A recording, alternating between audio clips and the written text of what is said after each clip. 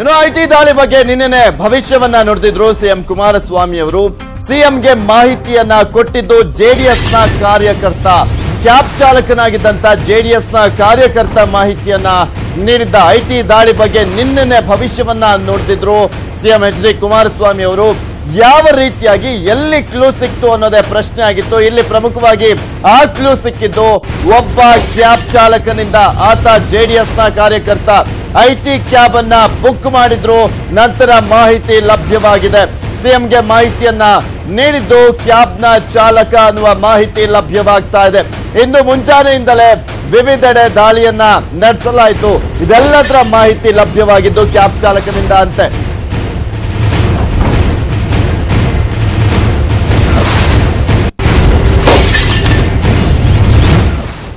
ಇನ್ನು ದಾಳಿ ಬಗ್ಗೆ ನಿನ್ನೆ ಸಿಎಂ ಏನ್ ಹೇಳಿದ್ರು, ಕೇಂದ್ರ ಸರ್ಕಾರದ ವಿರುದ್ಧ ಹೇಗೆ ವಾಗ್ದಾಳಿಯನ್ನ ನಡೆಸಿದ್ರು ಅಂತ ನೋಡ್ತೀವಿ.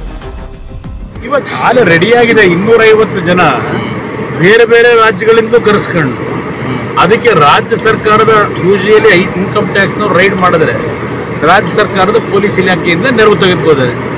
ರಾಜ್ಯ ಸರ್ಕಾರದ ಪೊಲೀಸ್ ಇಲಾಖೆಯ ನೆರವನ್ನು ಬಿಟ್ಟು CRPF ಅಲ್ಲಿಂದ ಕರೆಸ್ಕೊಂಡು ಸೆಂಟ್ರಲ್ ರಿಸರ್ವ್ ಪೊಲೀಸ್ನ ಕರೆಸ್ಕೊಂಡು ಈಗ ಅವರ ಒಂದು ಸಹಕಾರದಲ್ಲಿ ದಾಳಿ ಮಾಡಲಿಕ್ಕೆ ಹೊರಟಿದ್ದಾರೆ. ಇದು ಬಹಳ ದಿವಸ ನಡೆಯೋದಿಲ್ಲ ಈ ದಾಳಿಗಳು.